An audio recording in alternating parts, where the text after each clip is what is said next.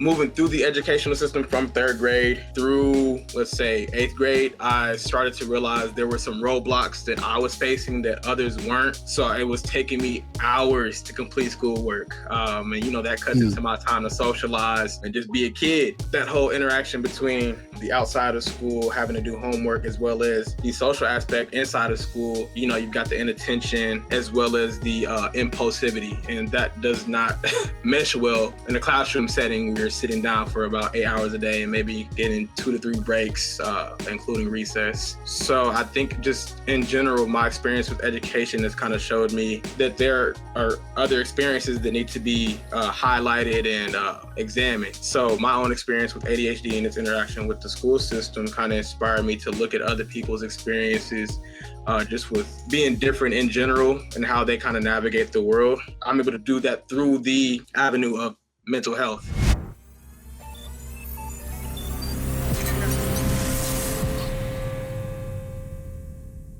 Greetings and salutations. It is the good brother, Victor Sandifer. I am the program coordinator for Energy Converters, and you're tuned into the Agentic Show. And with me today, I have a really, really ecstatic guest, friend of the show, none other than the good brother. His name is Xavier. How are you doing today?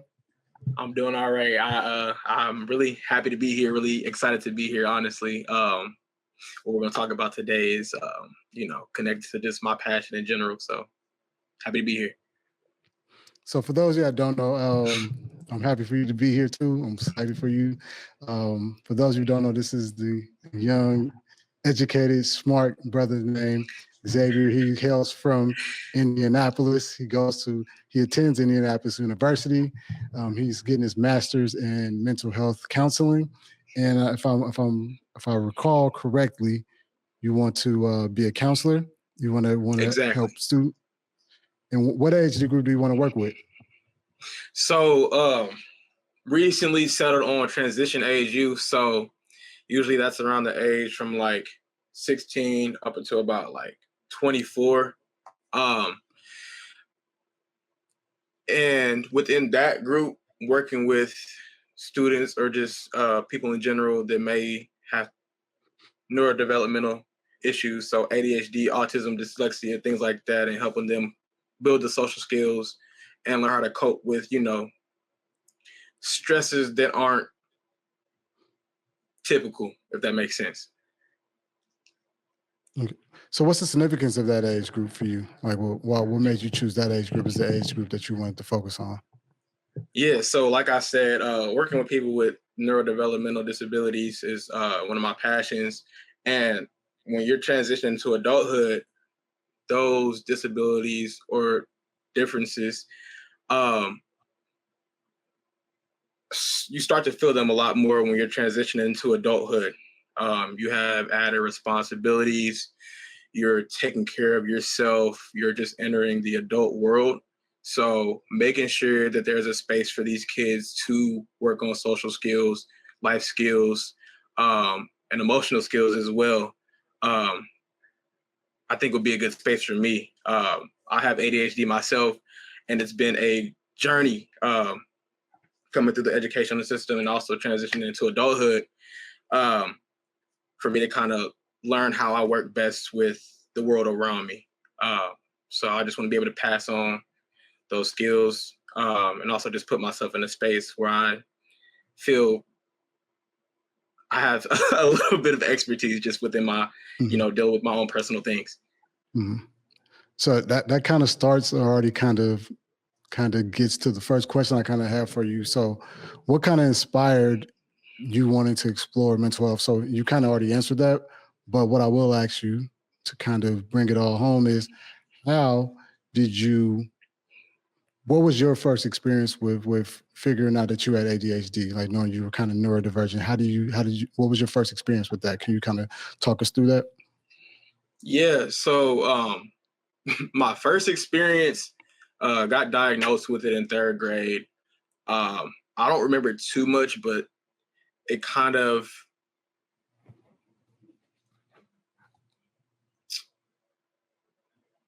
moving through the educational system from third grade through let's say, eighth grade, I started to realize there were some roadblocks that I was facing that others weren't. So it was taking me hours to complete schoolwork. And, that cuts Mm, into my time to socialize and just be a kid. Um, mhm, so that whole interaction between the outside of school, having to do homework, as well as the social aspect inside of school. You've got the inattention as well as the impulsivity, and that does not mesh well uh, in a classroom setting. We are sitting down for about 8 hours a day and maybe getting 2 to 3 breaks, including recess. Um, so I think just in general, my experience with education has kind of showed me that there are other experiences that need to be highlighted and examined. So my own experience with ADHD and its interaction with the school system kind of inspired me to look at other people's experiences, just with being different in general and how they kind of navigate the world. And mhm, I'm able to do that through the avenue of mental health. Um, and then, there's a lot of other interesting aspects of mental health, even outside of the neurodivergent, subfield. So just the mental health field in general is really interesting to me. And it also helps me out in my mhm. personal life. I think that that's super important, right? So folks who are actually experiencing or have like hands-on experience or have a family member or a friend that who is going through certain situations like that are usually the people who do the best in those situations, right? Because they are so connected with that topic, so connected with that issue that they're like, I want to be a part of the solution because I either experience it myself or I have a friend or a family member who's also experiencing it. So I'm super excited for you. I think that you are going to be a beacon of hope for definitely the young Xavier's coming after you. Yeah. Like, so I'm really excited for you. I think you're really going to do some dope things. Um, I guess with that though, one of the questions I wanted to ask you was, how would you kind of describe the state of mental health in schools today?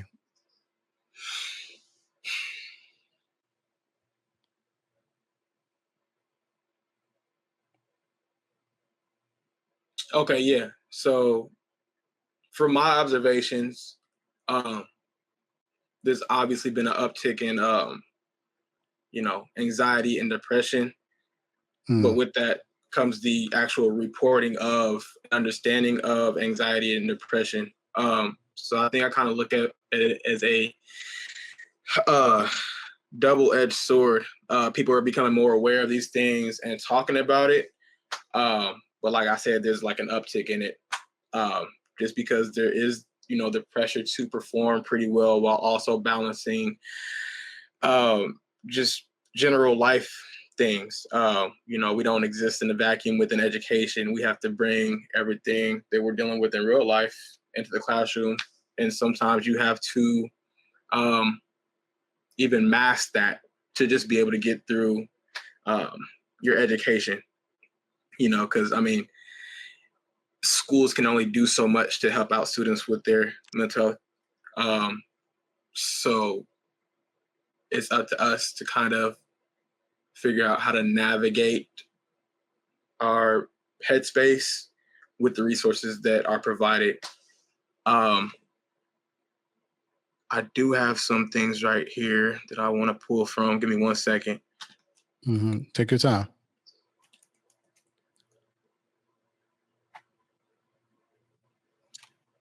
So some stats, or I was reading up on some articles, and one of the biggest points that they mentioned was that there are higher rates of mental health issues than previous generations. So, like I talked about, we see an uptick in symptoms of anxiety, depression, and other mental health issues. Um, and they cited some things that could be potentially contributing to this uptick. So, social media was a big one. Mm, Just general social issues, as well as economic inequalities. So Gen Z is seeing a lot of. Let me backtrack. Gen Z is taking in a lot of information just in general. And we can mhm, start off by talking about social media and how some of that's it's more information than we need to be taking in on a day-to-day basis. Um, Teens and then just Generation Z in general uses social media to socialize, but we are exposed to a lot of negative things. Um, the political climate right now is extremely toxic. Um, and I think us as a generation, we are very socially aware, but it can get Mm-hmm. to a point where too much awareness can add to the mental health issues. Mm. Um, Now I have a question. I'm a big fan of Tyler the Creator. You know who that is? yeah, of course. Yep. Okay. So the rapper Tyler Creator, and he talked about this. He was on an interview, and in the interview they asked him something about like bullying. He brought up the concept of bullying and brought up the concept of bullying like online, like cyberbullying, correct? And like how it affects like young folks. And he Hmm. said something. He was like, "Why don't they just put down their phones? Like, why don't they just put down their phones?" So, what's your thoughts and perspective on people that say when we say that like mental health, some of it stems from for Gen Z now is their phones and being on social media. What Right. would your thoughts be on like someone saying like, well, why don't you just not be on social media or limit the social media that you take if it's harming your health that much mentally or if it's harming your mental health that much? Yeah, I think we have to remember we're talking about kids that don't really have that maybe ability to even just put down the phone for a couple of days. One, we are very interconnected to our technology in general. And then you take a step down from that. Social media, like I said before, it's a tool used to socialize. Kids want to socialize. Um, and I think if we look at times like the pandemic where we were kind of forced into our own little, uh, we were forced to just be at home and not get that real socialization, person to person, face to face. We, substituted for things like social media. So I think to answer your question, I think it's a lot more difficult than just putting down your phone. Um, Social media is just one of those things that it's going to be around for a very long time. It has its usefulness, but it's also got its downsides. Um, So I think instead of talking about maybe putting down the phones, I think we need to shift the conversation towards how do we navigate social media properly so that we're having the benefits and avoiding the negative consequences of things like bullying, harassment, the anxiety and depression, poor sleep, low self-esteem, poor body image, and eating disorders that are like associated with high levels of social media use. Um, yeah, and just to kind of summarize, it's social media is one of those things that's going to be around. We can't just put it down. We have to learn how to navigate it. I can receive that. I can receive that. So what do you say then to what are some of the goals? What's some of the advice? What is some of the advice that you would give students who are battling with mental health issues, specifically when it comes to using social media? Since you're saying it's not going nowhere, it's not going to go anywhere, and we got to figure out how to use it. What is your advice to those students and how they can use it in a way, or how do we frame the conversation around that them using social media in a way to minimize some of the negative things? Right.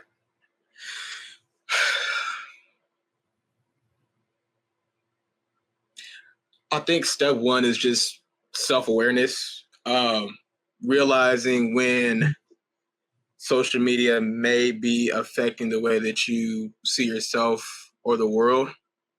And that can be kind of difficult as a child or young adult.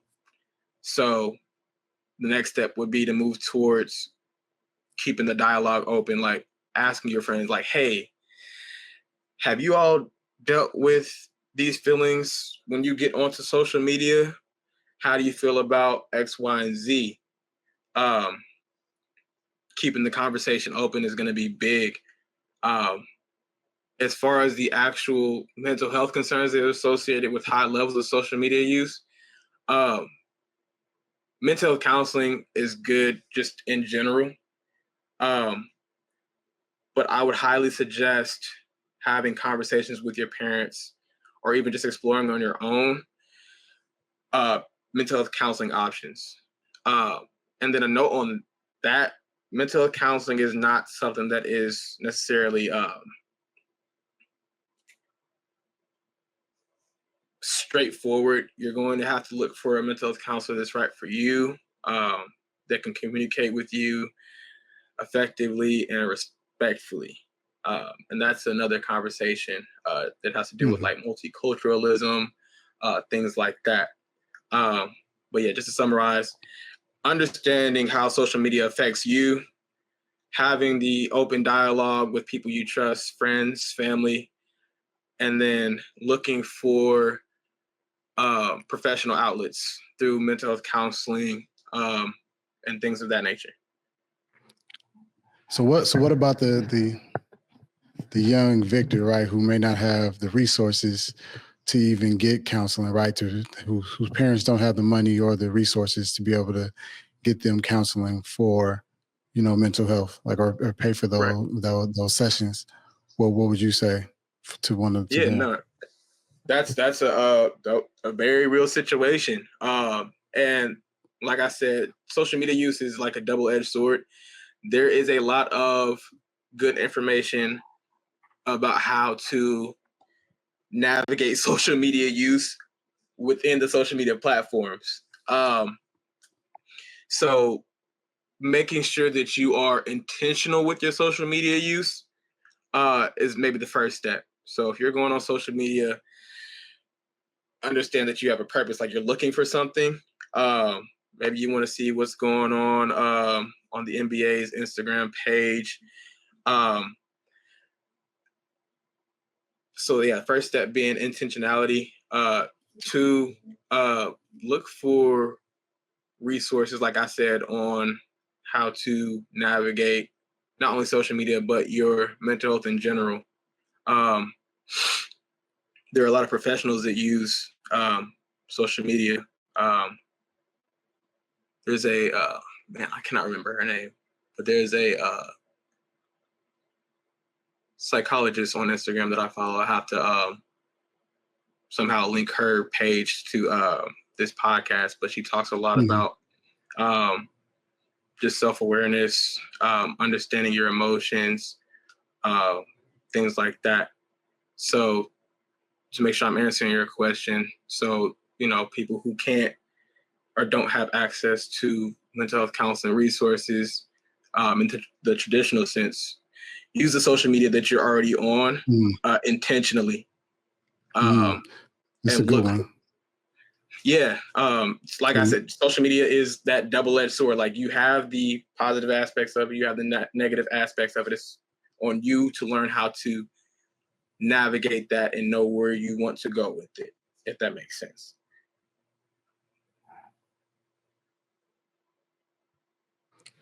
Sorry.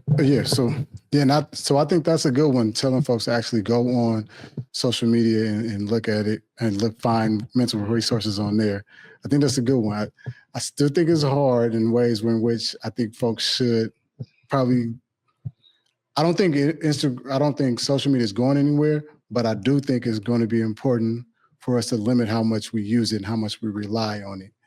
And I think just by saying it's just going to be here and it's not going anywhere is a cop out in a way where it's like, yo, we have agency, right? You have the agency. Once you learn that this is an issue, the thing for you to do as the agency for yourself is to say, I need to remove myself until I can get to a place where I can, navigate it a little better. But just say I'm going to keep trying, like I'm going to just it's just going to be here. So I need to just do it and not take that time to process and work on myself. I think that's going to be difficult for folks. Yeah. Two thoughts. Yeah. The first one was that there are settings on iPhones, Androids, or even within the social media apps to even like limit your usage of social media. And that's another first step that you can take to kind of put some space between you and those negative mental health effects associated with high levels of social media use. And then second thing is social media, I think, is going to be the youth's first encounter or real life encounter with that sense of agency that you talked about, and knowing when to stop. So it's going to be interesting to see in the future how we do learn to navigate social media, because like you said, it's a cop out to say social media isn't going anywhere. The conversation does need to be shifted towards, we have agency. How do we use it? How do we navigate social media to avoid these almost insidious side effects? So, I mean, because this is the same thing that older generations were saying about what TV was going to be or what TV was. You know what I mean? So nothing's new under the sun. It just comes back as it's a cyclical thing. Exactly. But we learn how to kind of navigate and deal with it. But as we wrap up, I'm gonna ask you, I got one more question for you. So what would be some advice you would give students or educators as well in terms of like how they can navigate the mental health of their students and parents? How do parents and what's your advice for parents and educators on how they can help students navigate mental health?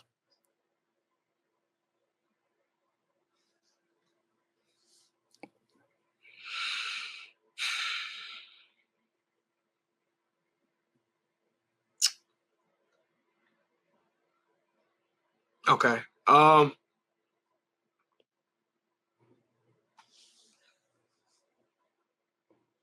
In my personal experience, I have dealt with some of the side effects of high social media usage.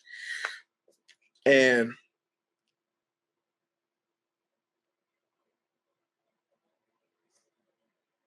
I think what helped me is having my, inner circle available to have open discussions about it. So to answer your question, parents and teachers, I think, need to create a space for these conversations to happen in the first place. Because children and young adults just may not know how to navigate conversations in the first place.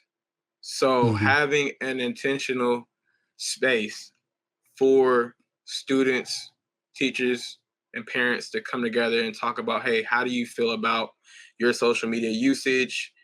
How have your friends felt about it? And saying like, where would you like to go? And even if the students aren't necessarily responsive, just being able to hold that space and for them to know it's available if they do come across some things like we talked about earlier, the poor sleep, low self-esteem, depression, and anxiety, knowing that they can come back to that space and express themselves, I think will be huge. Because like we talked about earlier, people may not have that access to the professional help. So I think first step is going to be what happens at home and then at school. And if we can get to that professional help, it's there. But we have to start small. So just making sure open dialogue is an option. And that goes past even the social media usage and mental health. Just knowing how to create a space for children and young adults to be able to express themselves is key. Gotcha. And that's important. I think that's important. And so just summing that up, your idea is that to make sure that we create spaces for students as educators and as parents to create spaces for students to be able to talk and discuss their mental health with you. So it gets them kind of comfortable with the ideal and brings awareness to even the concept of mental health. So giving them the opportunity to talk about it is something that you believe educators and parents can do. Yep. Exactly. Yep. Okay. Well, man, thank you so much, Xavier, for coming on the show. Thank you for being here. We really appreciate you. Let them know where they can find you at, social media they can tap in with you so you can, those resources that you tell them about, that they can be able to get them from you. Maybe they want to slide your DMs. Maybe this might help one of them. Let them know where they can find you at. Yes, sir. Yeah. Facebook right now is the best option. It should just be at Xavier Shakes, or just, search my name up on Facebook. And then I'll be creating a Instagram soon dedicated to conversations around mental health. So I'll be sure to get that information out to our listeners ASAP. Again, we want to say thank y'all. He is a part of the first national cohort that we have here at Energy Converters. So thank y'all for listening in. Thank y'all for tuning in. We hope to see y'all at more of our shows. We'll see y'all next time. Peace.